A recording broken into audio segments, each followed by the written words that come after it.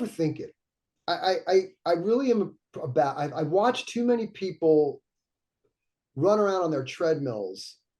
They got to overplan it. They got to over engineer it. They got to overthink it. Just get started, right? Like sometimes just putting one foot in front of the other is you're halfway there. It's just getting out of the starting gate means so much.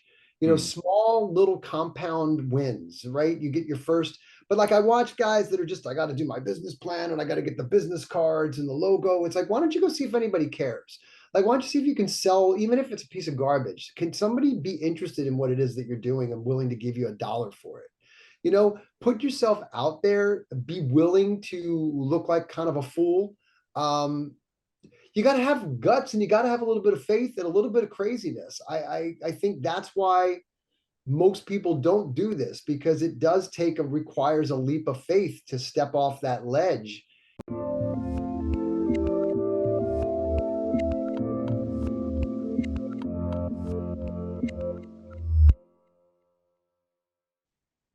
Hey everyone, this is Devin Miller here with another episode of The Inventive Journey. I'm your host, Devin Miller, the serial entrepreneur that's grown several startups into 7- and 8-figure businesses, as well as the founder and CEO of Miller IP Law, where he helps startups and small businesses with their patents and trademarks. You ever need help with yours? Just go to strategymeeting.com, grab some time with us to chat, and we're always here to help. Now, today we've got another great guest on the podcast, Scott Buell.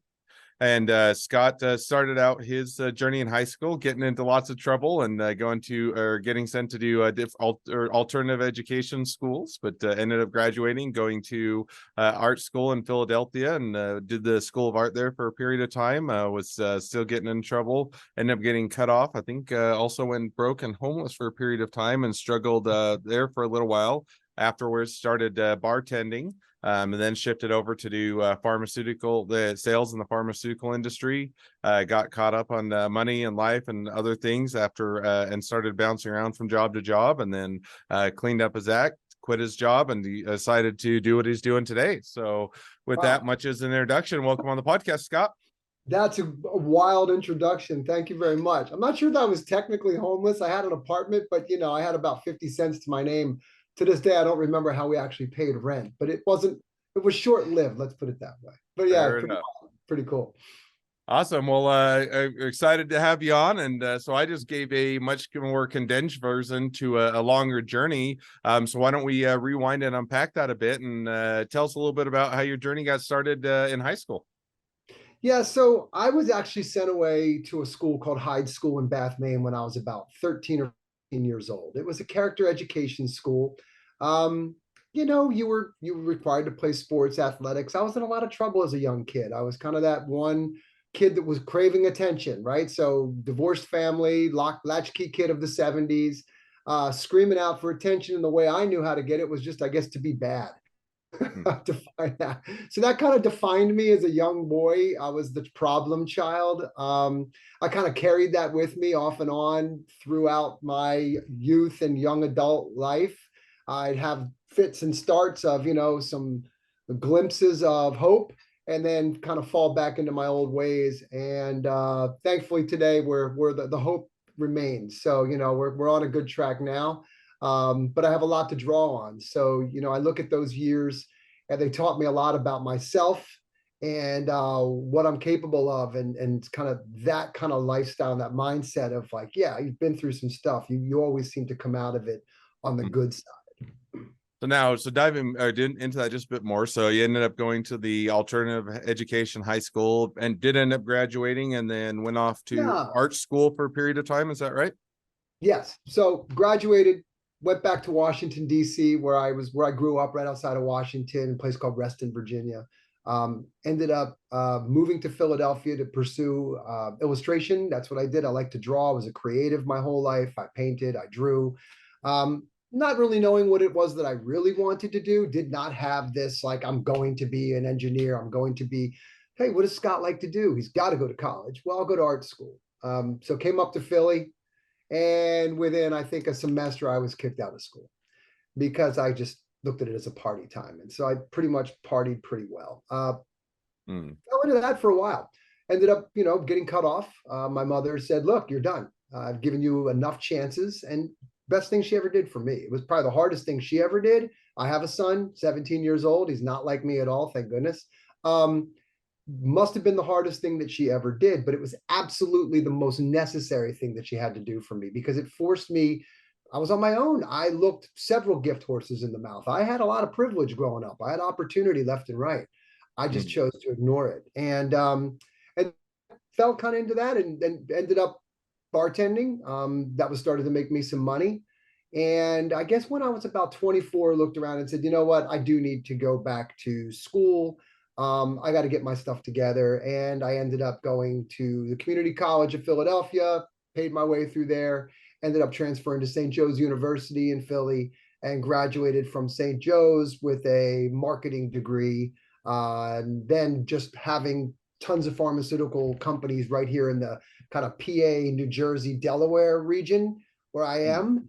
I fell into pharma, right? It kind of found me. I didn't find it. And I worked for companies that supported the life sciences space. So primarily communications. I did a lot of marketing, worked for agencies that did a lot of medical publishing and things like that.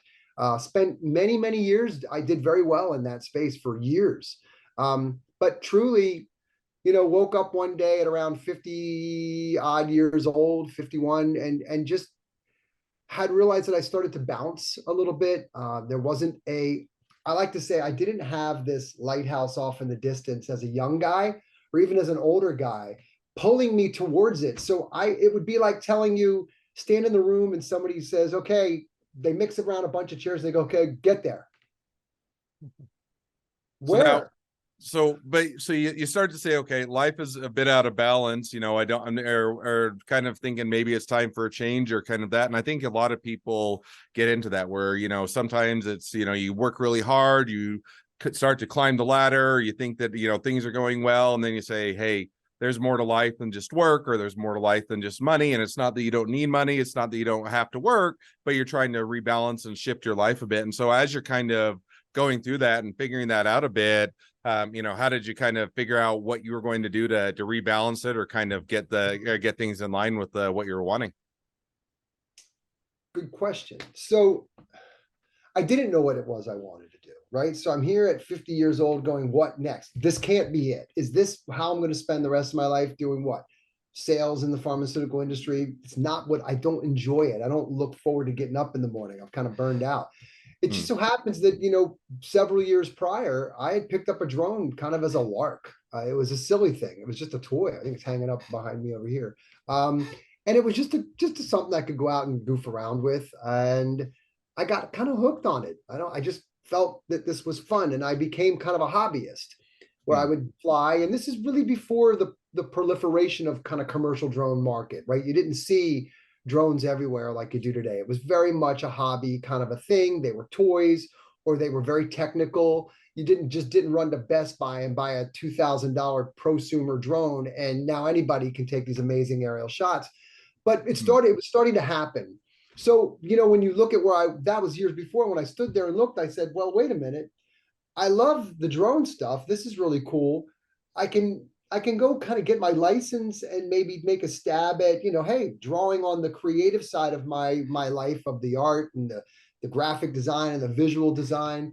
I was a pretty good videographer as well. So I said, let's start a drone business and let's just do that. And that was my first thing. So I literally just stopped. I quit my corporate gig. I said, I'm done. And I have a very forgiving wife. And she said, yeah, you seem very miserable. Go give it a shot. And I said, look, I have this much runway. Hmm. I said, I have about 6 months. If I don't see that we're making progress, it wasn't like, hey, I'm going to support. But if I don't even see that we're making progress in 6 months, I'll go get a job. And so that was the deal. And so how did, just out of curiosity, because I think if I were to come home and if my wife wasn't expecting it and I just say, hey, I quit today. You don't really have a real good plan, but but we got a little bit of runway. She'd probably say, "Can you get your job back?" So how did that, or how did the wife take that, or how did that go? She had seen me. I was about as down. I maybe I'm underplaying how absolutely miserable I was. I had hit rock bottom. And it wasn't just that I was like unfulfilled. I was just in a bad place. They're just the place that I ended up working just wasn't a good place. The person I was working for wasn't a good person. And it was kind of like the end of my rope, right? I was like bounce, bounce, bounce, and and I was like, there I am. And I thought, I don't ever want to be in this position again. Like there's no all of, and I'm here because of me. Let's be very, candid. Nobody put me there but me, my own actions, my own decisions. I'm a firm believer that you are the culmination of decisions, good and bad. And I've made some bad ones. And so there I am. But it doesn't mean you have to stay there. And so I determined that I would get up. And my wife watched that I was very, very low. And I think it was, if I'm thinking about where maybe she was at the time, it's the scales of live with this person the way he is, or give this a shot and hopefully there's an upside, because this just isn't going to be sustainable where he is right now. So, we all have jobs we kind of have done that we don't like. I had kind of found myself in just a very toxic place that just wasn't good. Hmm. So now, And and that makes sense. And so, I think I joke, I think my wife would be understanding if she really could see, hey, this isn't where I want to be. I'm not happy. And, let's make a change. I think she would be more understanding. She would still want to know or have a bit of a plan. And so now you're doing that. You say, okay, we've got a bit of a runway, been, kind of started out as a hobby, but enjoying the drones. And so did you just kind of dive in and start to build a business around it and figure it out, or kind of how did that go for you? I sure did. So what I did is I opened a company, Latitude 360. I was out hustling. I'm a sales guy. I was out on the streets going to every open house. Hey, I'll film your house for free. I'll do aerial shot. I got my part 107. Not to get technical, it's the FAA equivalent of an operator's license. It allows you to fly commercially. So any exchange of value, you must have a part 107 license from the FAA. Simple, not a big deal, but you have to have it. And so I just was out kind of pounding the pavement and hustling. And I realized, here's what happened really quickly. It dawned on me. I said, wow, this is a great side hustle. I don't know how I'm going to make the kind of money and sustainable business. I wanted to build a business. So I'm wide open. Tony Robbins calls it the reticular activation system. So I'm looking for anything. I'm just like, I've got to find something. What's going to stick? And I had been, okay, I felt that it was going to be in drones, but where in drones? And so, okay, I'm doing okay. Any money was great. Making money on my own felt fantastic to me. Like the fact that I wasn't getting a paycheck, that I was literally out, for me, felt great. I don't care if it was $1,000 or $500. It felt amazing to start banking that money because it was mine. And I realized that it was like, and I can do this. I thought, oh my gosh, the 25 years of sales and marketing and knocking on doors and selling to Pfizer and knocking on C-suites. I said, I got this. Certainly I can do this. It's just, is this the thing? And so I was just looking, and I happened to be invited through a friend of a friend of a friend that said, hey, you do drones. My niece is a fifth grade science teacher at the school down here in Camden. Would you go in and talk to the kids about drone technology? And I was like, heck yeah, I will. That sounds like a great idea. So I gathered my stuff and I walked into this. I'll never forget it. It was November 4 years ago.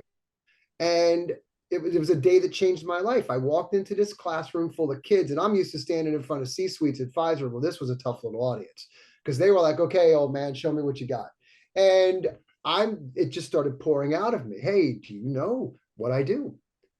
Do you know why I'm here? Do you know that they pay me to do this? What do they pay? I don't know. Let me talk about that. Look at all the opportunities. Remember, years had passed since I first picked up a drone. And so now we're talking about drones on Mars, animal conservation, medicine delivery, orthomosaic mapping, 3D modeling, helping with architecture, construction, almost every vertical that you can think of.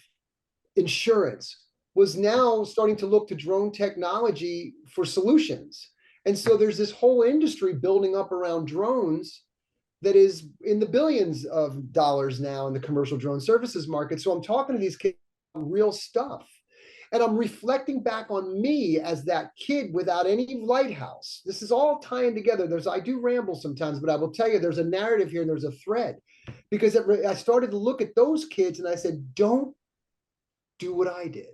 We all want to say that to little kids, right? Like, man, if you would just not make the same mistakes I made. It's frustrating as a parent to watch our children go through the same things that we went through, and they have to learn from them.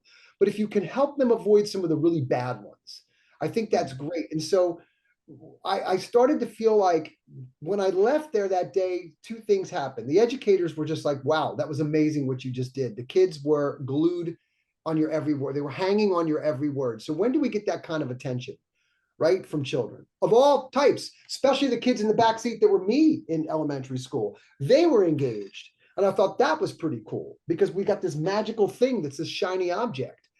The second thing was I said, that's what I want to do. Like that is exactly what I want to do. I want to work with kids. I want to use drones, the allure of drones. People will say, hey, you're the guy that teaches kids about drones. And I'm like, no, I'm not. I'm the guy that teaches kids how to be legendary. I just use drones as the means to a greater end. And so that is where my current company, Drone Legends, was born out of that experience.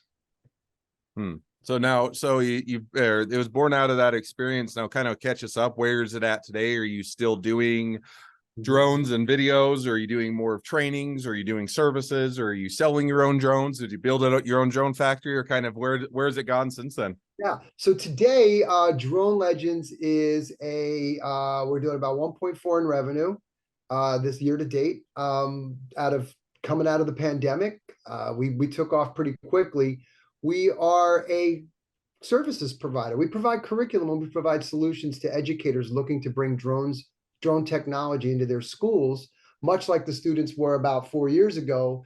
They're great STEM tools. So we've created a STEM program that is built around a drone platform, not ours, the same people that make the big ones, that allows anybody, anywhere, to be a drone STEM educator in their schools by educators for educators. So we don't make the drones, we make the drones and the technology actually accessible and usable by the educators who are actually the heroes of the game because they're creating tomorrow's legends in their classrooms. So I don't really fly much anymore. The reality is I'm running a business today and we're not a drone business, we're an education company. But drones is our core. That's what we build our educational experiences around. No, that's awesome. Sounds like it's been a great journey and continues to expand and grow and lots of opportunities. So, well, now as we've kind of reached the present day of the journey, I always like to wrap up each episode with the same two questions. So we're going to jump to those now. So the first question I always like to ask is, along your journey, what was the worst business decision you ever made, and what'd you learn from it? Worst business decision I ever made. I think it was trying to delegate too much too fast. You read all of the books and it's the people first and you can't scale without people and you must have people. And I agree with all of that. I think though there's a point where that happens, right? And if you take your eye off your vision and off your ball, you don't. I think I just saw Sam Altman talk about this, where you don't hire it out, you don't source it out, you don't delegate it out right away.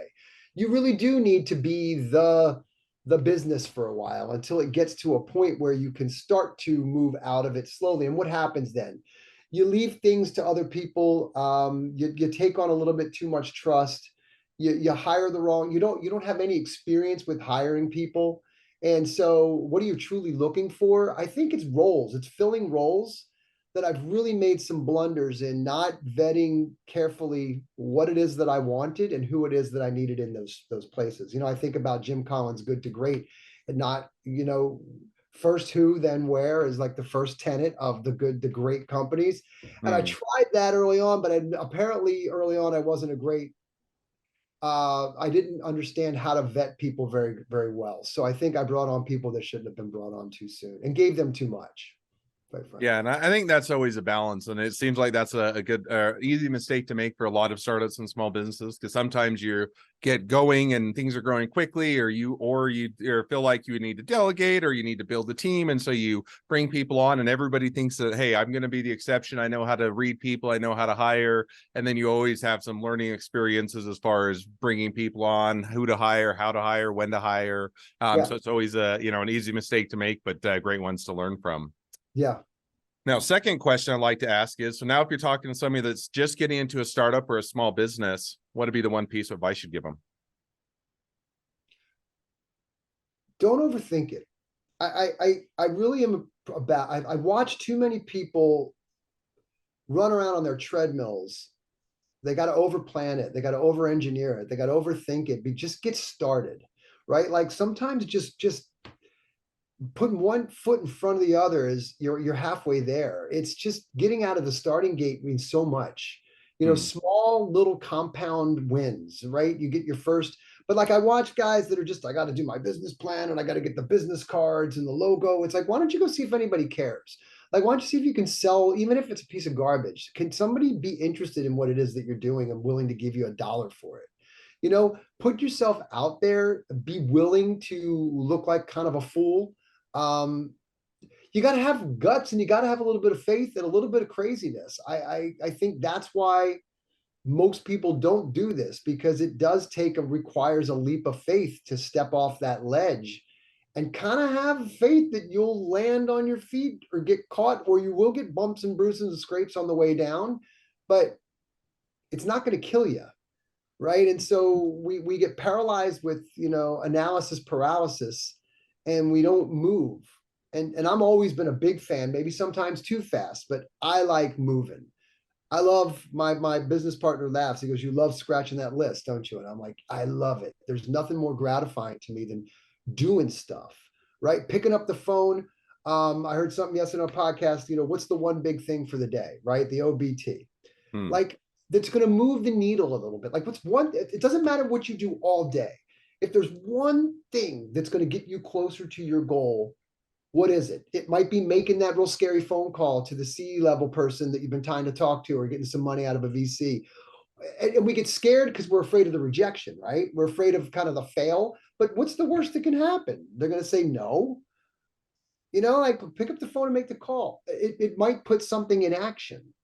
No, I think that's a absolutely great takeaway and a piece of advice. And I think that, oftentimes if you're scared to get started, then you make all the excuses in the world and you say, here's why it's not going to work, or here's why the timing's not right, or here's what I need to have in place. And it's not that they may not be valid, or you don't want to just have zero ability to jump in, and have zero idea of what you're doing and how you're going to do it. But on the other hand, I think that you can always talk yourself out. There's never a perfect time to start a business. So there's always more things that you could do, to be prepared. And yet getting started, even if it's not perfect, is a lot better than continuing to wait until it's a perfect timing that never comes. So I think that's definitely a great piece of advice and a great takeaway. Well, now as we wrap up the episode, if people want to reach out to you, they want to be a customer, they want to be a client, they want to be an employee, they want to be an investor, they want to be your next best friend, any or all of the above, what's the best way to reach out to you, contact you, find out more? Yeah. So my email is simple. It's Scott, SCOTT, at Drone Legends with an S, dronelegends.com. So Scott at dronelegends.com. You can find me on LinkedIn. I'm pretty active there. If you want to check out our website, it's dronelegends.com. If you do a Google search on Drone Legends, you'll find a lot of content. We're going to have a big fall. We're launching 2 big new products this fall.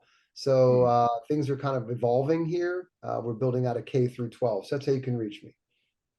Awesome. Well, definitely encourage people to reach out, support a great business, make a new connection, and if nothing else, make a new best friend. So Excellent. with that, thank you again, Scott, for coming on the podcast. It's been fun. It's been a pleasure. Now, for all of you, the listeners are out there, if you have your own journey to share and you'd like to be a guest on the podcast, we'd love to have you. So just go to inventiveguest.com, apply to be on the show. A couple more things as listeners, make sure to click share, subscribe, leave us a review. Helps us to reach even more startups and small businesses to help them along their journey to success. And on that note, if you ever need help along your journey with patents, trademarks, or anything else with your startup or your small business, just go to strategymeeting.com, grab some time with us to chat, and we're always here to help. Well, thank you again, Scott, for coming on the podcast, and wish the next leg of your journey even better than the last. Thanks so much. Appreciate it.